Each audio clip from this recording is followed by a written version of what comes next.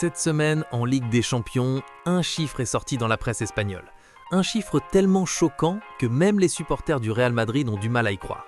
Ce chiffre résume à lui seul tout le problème de cette équipe cette saison. Et quand vous l'entendrez, vous allez comprendre pourquoi Vinicius est peut-être l'homme le plus important du football européen en ce moment. Je vous garde ce chiffre pour la séquence 2. On commence par le match. Mardi soir, Santiago Bernabéu, Real Madrid contre Benfica. Et avant même de parler du football, il faut parler du contexte. Parce que ce match n'était pas un match comme les autres. Toute la semaine avait été marquée par une affaire qui a secoué l'Europe du football.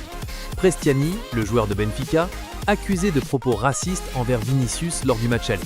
L'UEFA a tranché, suspension provisoire d'un match. Prestiani ne joue pas, Mourinho non plus, suspendu après son carton rouge à l'aller. Le Real Madrid reçoit donc un Benfica décapité, sans son entraîneur et sans l'un de ses éléments clés. Et malgré tout ça, le match commence très mal pour Madrid. Rafa Silva ouvre le score pour Benfica dès la 13e minute, le Bernabéu siffle. Sans Mbappé toujours blessé au genou, le Real semble manquer de quelque chose dans la verticalité, dans la vitesse, dans la capacité à créer le danger. Courtois doit s'employer à plusieurs reprises pour maintenir le score. Tchouaméni répond 3 minutes plus tard d'une frappe parfaite au premier poteau. 1-1, le Bernabéu respire, mais le Real souffre encore. Benfica joue bien, presse haut, crée des occasions. Ce n'est pas le Real dominateur qu'on connaît, c'est un Real qui survit. Et à la 79e minute, le moment que tout le monde attendait. Vinicius reçoit le ballon en pleine vitesse, en contre, devant lui, personne, il ne tremble pas, il conclut froidement. Le Bernabéu explose. Mais regardez bien cette image. Vinicius qui célèbre, bras écartés, seul. Et cette image, elle n'est pas un hasard. Elle résume quelque chose de bien plus profond dans cette équipe.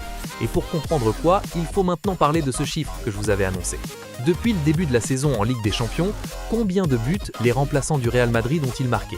Prenez le temps d'y réfléchir. 5 buts? 8 buts? La réponse est 2. 2 buts sur toute la saison. C'est le chiffre que Marca a mis en une cette semaine. Et ce chiffre est encore plus choquant quand tu regardes de près.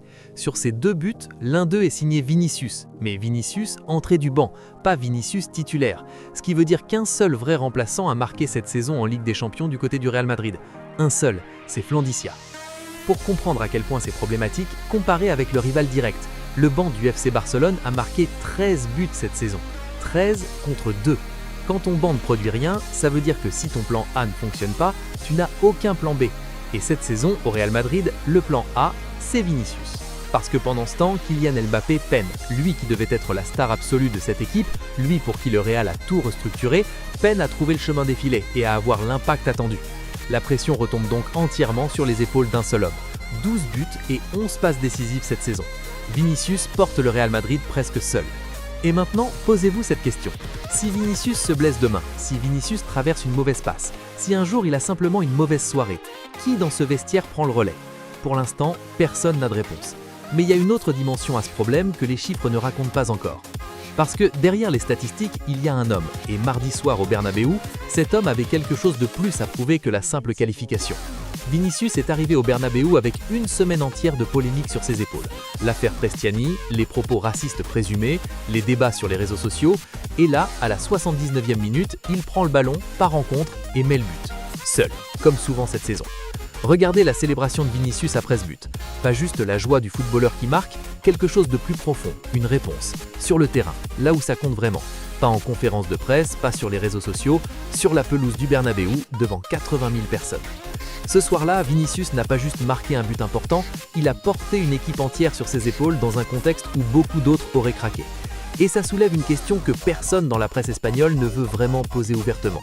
Est-ce que ce Real Madrid peut vraiment aller loin en Ligue des Champions avec tous ces problèmes? Parce que le tirage des 8e arrive et là, ça va changer d'adversaire. En 8e de finale, le Real Madrid affrontera le Sporting Portugal ou Manchester City. Et ces deux scénarios n'ont rien à voir. Contre le Sporting, le Real a probablement les moyens de s'en sortir même avec ses problèmes actuels. Vinicius seul peut faire la différence contre ce type d'adversaire. Mais contre Manchester City, avec un banc qui ne produit rien, Mbappé en difficulté et Courtois obligé de multiplier les arrêts décisifs même contre un Benfica affaibli, ça sera une autre histoire. Parce que Pep Guardiola connaît par cœur ce type d'équipe qui dépend d'un seul joueur. Il sait exactement comment l'isoler, comment le neutraliser, comment forcer les autres à exister. Et si les autres n'existent pas, si le banc reste muet, si Mbappé ne se réveille pas, ce Real Madrid avance sur un fil qui s'appelle Vinicius Junior. La vraie question est combien de temps Vinicius peut-il encore porter seul une équipe de ce niveau?